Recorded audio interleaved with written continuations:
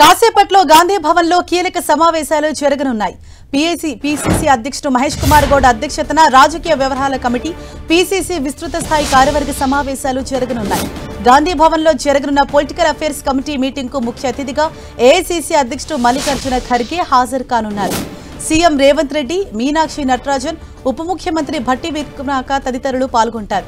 చేపట్టిన అభివృద్ధి సంక్షేమ పథకాలను ప్రజల్లోకి తీసుకువెళ్లడం, ప్రతిపక్షాల దుష్ప్రచారాన్ని తిప్పికొట్టడం తదితర అంశాలపై చర్చిస్తారు.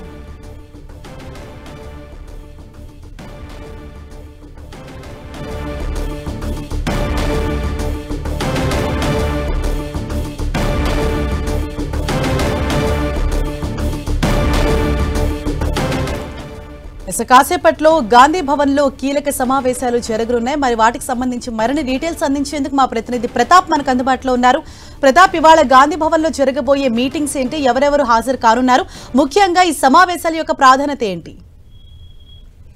హరీష, ఈ రోజు గాంధీ భవన్ వేదికగా చాలా కీలకమైన సమావేశాలు జరగబోతున్నాయి. ఏఐసీసీ అధ్యక్షుడు, కాంగ్రెస్ పార్టీ జాతీయ అధ్యక్షుడు మల్లికార్జున ఖర్గే హాజరవుతున్నారు. ఇప్పటికే ఆయన హైదరాబాద్ చేరుకున్నారు కాబట్టి ఆయన వచ్చిన సందర్భంగా ఈ రోజు పొలిటికల్ అఫైర్స్ కమిటీ, అదేవిధంగా పొలిటికల్ అడ్వైజరీ కమిటీ మొదటగా సమావేశం అవుతాయి. మొదటగా 10:30 గంటలకు గాంధీ భవన్ వేదికగా ఈ సమావేశాలు జరుగుతాయి. ఈ సమావేశాల్లో కాంగ్రెస్ పార్టీకి సంబంధించి అంటే పొలిటికల్ అఫైర్స్ కమిటీలోనే ముఖ్యంగా కీలకమైన సమావేశాలకు సంబంధించి పార్టీకి సంబంధించిన దశ నిర్దేశం అంతా కూడా ఇక్కడ నుంచి జరుగుతుంది కాబట్టి ఆ పిఎస్సీలో తీసుకున్న నిర్ణయాల మేరకే ముందుకు తీసుకెళ్లే అవకాశం ఉంటుంది. దీనికి సంబంధించి మొత్తం మీద పిఎస్సీలో తీసుకునే నిర్ణయాలపైన ఆధారపడి ఉంటుంది. దీనికి సంబంధించి జాతీయ అధ్యక్షుడు వచ్చారు కాబట్టి పిఎస్సీ సమావేశాన్ని నిర్వహించాలని చెప్పేసి కాంగ్రెస్ పార్టీ నిర్ణయించింది. వాస్తవానికి వారం రోజుల క్రితమే పిఎస్సీ సమావేశాన్ని నిర్వహించిన నేపథ్యంలో మరోసారి పిఎస్సీ సమావేశాన్ని ఈ రోజు నిర్వహించాలని చెప్పేసి భావించారు. 10:30 గంటలకు గాంధీ భవన్ వేదిక పిఎస్సీ సమావేశం నిర్వహిస్తారు. ఆ తర్వాత ఎగ్జిక్యూటివ్ కమిటీ సమావేశం జరుగుతుంది. 12 గంటలకు జనరల్ సెక్రటరీలు, అదేవిధంగా వైస్ ప్రెసిడెంట్ల సమావేశం జరుగుతుంది. ఈ సమావేశానికి సంబంధించి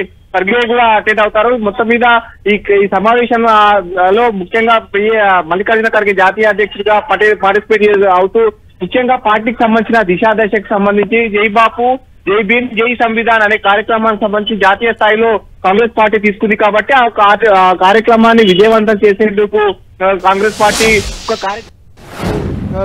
పార్టీ ఒక కార్యాచరణ తీసుకోబోతుంది. దీనికి సంబంధించి కూడా పార్టీ నేతలకంతా కూడా ముఖ్యంగా జై బాపు, జై భీమ్, జై సంవిధాన్ సంబంధించిన దానిపైన కూడా వారికి దిశానిర్దేశం చేసే అవకాశం ఉంటుంది. సో మొత్తం మీద ఈ తర్వాత మళ్ళీ సాయంత్రం 4 గంటలకి ఎల్బీ స్టేడియంలో కార్యకర్తల గ్రామస్థాయి అధ్యక్షుల సమ్మేళనం నిర్వహిస్తున్నారు. ఈ సమ్మేళనం సంబంధించి మండల స్థాయి అధ్యక్షులు గారి పార్టీకి సంబంధించిన గ్రామస్థాయి అధ్యక్షులంతా కూడా అటెండ్ అవుతారు. ఈ సమావేశంలో కూడా ప్రధానంగా జై బాపు, జై భీమ్, జై సంవిధాన్తో పాటు పార్టీ బలోపేతం, ఇతర అంశాలకు సంబంధించి కూడా ప్రధానంగా డిస్కషన్ చేస్తున్నారు. పార్టీలో ఇటీవల జరిగిన పరిణామాలు, వీటితో పాటు 1.5 కాలంగా కాంగ్రెస్ ప్రభుత్వం తెలంగాణలో ఏర్పడిన 1.5 కాలం అవుతుంది కాబట్టి దీనికి సంబంధించి 1.5 కాలానికి సంబంధించిన విజయాలు ఏవైతే ఉన్నాయో ముఖ్యంగా ఎస్సీ వర్గీకరణ, అదేవిధంగా కులగణన, ఈ అంశాలు కూడా ఖచ్చితంగా డిస్కషన్ చేస్తున్నారు. పిఎస్సీలో డిస్కషన్ చేసిన అంశాలతో పాటు వీటన్నిటిని కూడా ఎల్బీ స్టేడియం వేదికగా ఏఐసీసీ అధ్యక్షుడు పార్టీ సాధించిన విజయాలన్నింటినీ కూడా వివరించే అవకాశం ఉంటుంది.